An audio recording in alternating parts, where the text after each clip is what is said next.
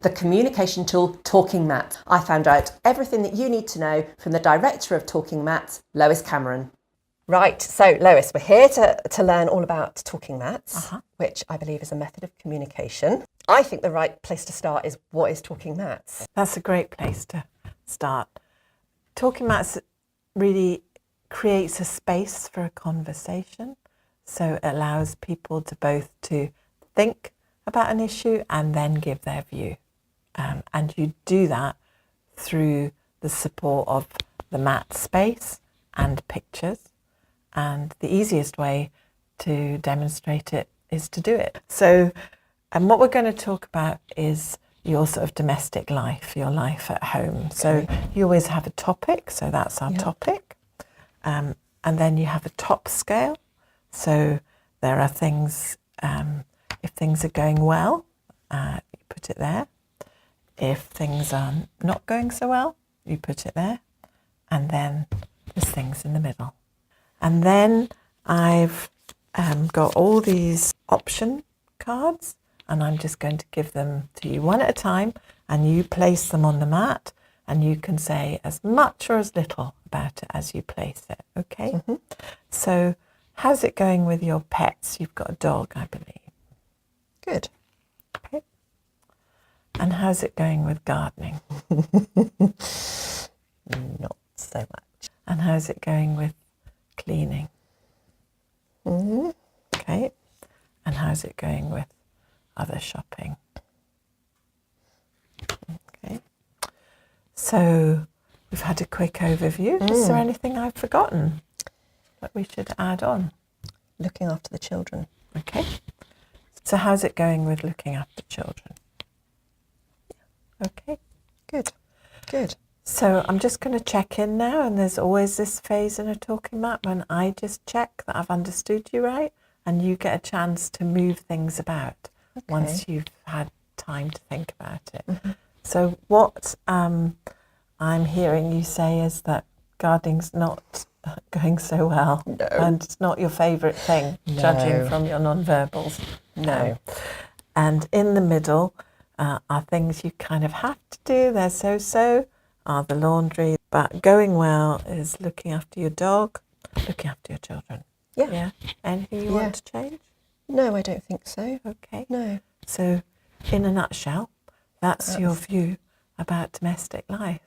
Okay. So, I don't know how that felt for you. Yeah, no, it felt really straightforward, really easy to understand.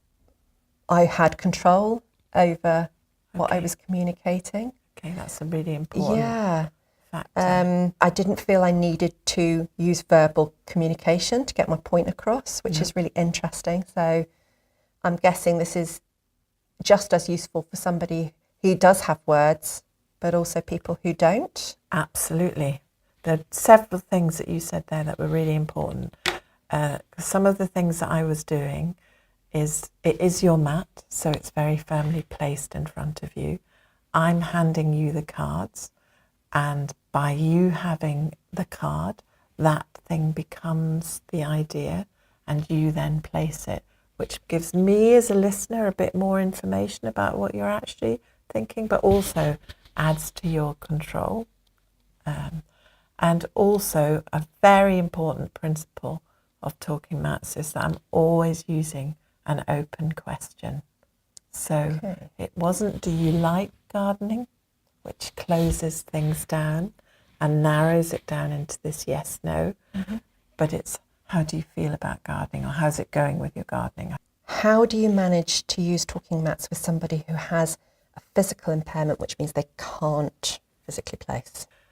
You can use eye pointing, so people can just indicate where they want to go. And while we mostly advocate that you hand over the card, there are some people for whom both saying their view and placing the card, that's two activities. Too much. Too much. So although they might physically be able to place the card, you're putting too much demand on them. So in that case, you might want to place the card for them. But you always want to give the person the option of placing first, because it's their view, it's not your view. Yeah.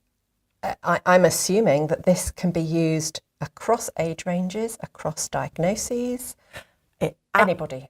It absolutely can. And that's one of the strengths of Talking Mats, is it's not about what caused you to have that communication disability. It's about helping you reduce the impact of that disability. So whether you're a child with Down syndrome, for instance, or whether you're an adult who's had a stroke, or somebody with dementia, or somebody with no communication disability at all, because actually more and more we're finding Talking Mats being used to help people think through an issue as a thinking tool as well as an expressive tool. Now, you chose domestic life. Yeah. What sort of other things can people use Talking Mats for? What other things do you want to have conversations about? Okay, so really anything. For domestic life, this comes from our health and wellbeing resource, and that's a really good grounding conversational set to have about health and wellbeing. But we've got other sets as well. So this one is from our young people and children's resource. But we've also got ones that we've got a set that was a social care set, and that was developed really to support people who might be living in care settings, to talk about how they're feeling about their care setting. This is a really popular set around keeping people safe. It was an issue developed around keeping people with learning disabilities safe. What are the no-goes? What are the things that sometimes people do wrong around Talking Mats that you would say try not to do that? Oh, there's several elephant traps is what we call it, because although it looks simple, it's not simplistic, and it's based on research, and that's why we do advise that people get some training.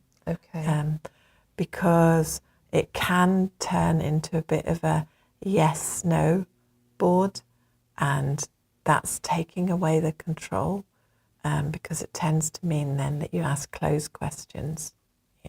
The open questions are key. The things like making sure it's the person's mat. The other thing is that thinking about the structure of the mat, so you don't have too many options on one mat. We normally say about 15 is a good number. It can go up. You don't need as many as that.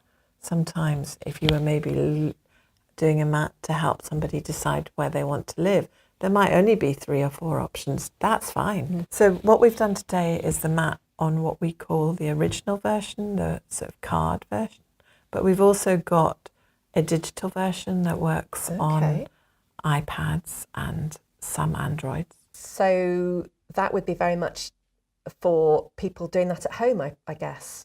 Different people use the digital version. Some people like the digital version more than the card version, and some people prefer the card version. We worked very hard to keep the same principles on the digital version as on the card version.